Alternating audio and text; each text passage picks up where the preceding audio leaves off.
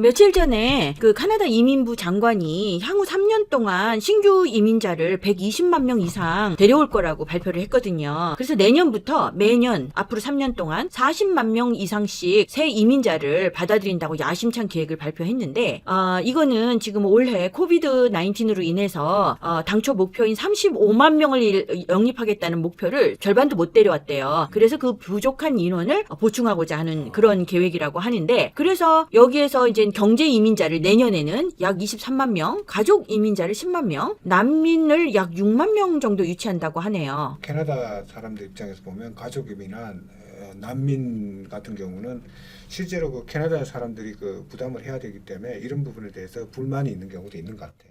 왜냐하면 오자마자 경제활동을 못하게 되니까 그거를 자기네 세금에서 가족 부양금 이런 것도 타기도 하고, 텍스페이어들이 우리 돈 갖다가 얘네들이 다 쓰게 된다 이래갖고 반대를 하는 경우들이 있죠. 여기서 우리가 주목해야 되는 것이 야당에서 발표한 것 중에 임시 취업자나 캐나다에 거주하고 있는 유학생들에게 영주권을 우선적으로 주자, 이런 주장을 했는 거는 이건 상당히 좀 의미 있는 얘기인 것 같아요. 현재 인구가 4천만도 안 돼. 3,760만 명인데, 그러려면 얘네가 이제 지금 원래 카나다의 경제를 원활하게 돌리고 미국의 인디펜던트하게 독립적으로 자립적인 경제 구조를 활성화시키는 방향은 인구를 1억 명까지 늘려야 된다는 그런 얘기가 있거든. 캐나다 땅이 한국의 100배 정도가 되는 걸로 알고 있어요. 캐나다가 추위나 뭐 이런 환경을 고려해서 쓸만한 땅으로 보면 한 1억 명 정도, 미국의 3분의 1 정도, 1억 명 정도 되면 내부 경제가 되게 활성화될 수가 있고, 자기 나라를 탈출하고자 하는 그런 사람들이 많이 있거든.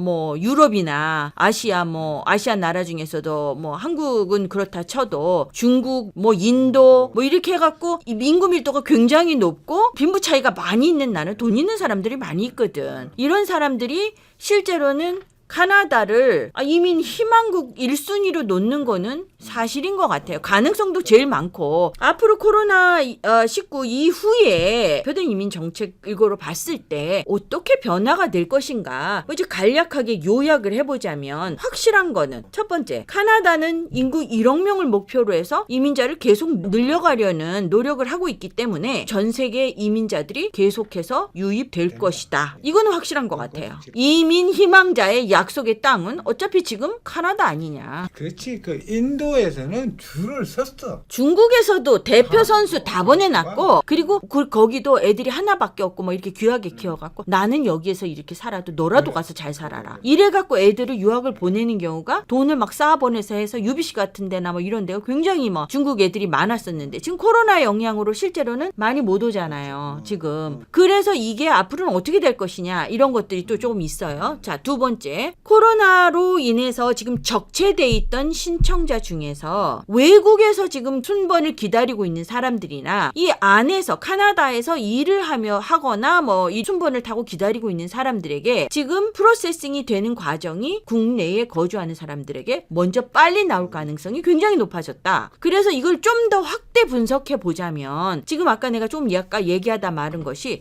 직접 유학 오는 것들이 지금 많이 단절이 되어 있는데 1, 2학년 동안 자기 나라에서 중국이나 인도나 뭐 한국이나 공부를 온라인으로 하고, 그 다음에 코로나가 끝난 다음에 다시 밀려 들어올 가능성들이 많이 있다. 얘네들이 이민을 신청할 경우에는, 그래서 카나다는 다른 나라들보다는 이 코로나로 인한 유학생의 차질을 장기적으로 보면 덜 받지 않겠나. 그래, 덜 받지. 요런 틈새 시장이 이민 정책하고 맞물리지 않겠나, 이렇게 봐요. 내년보다가는 그 다음 해에 굉장히 많이 밀려올 가능성이 있어.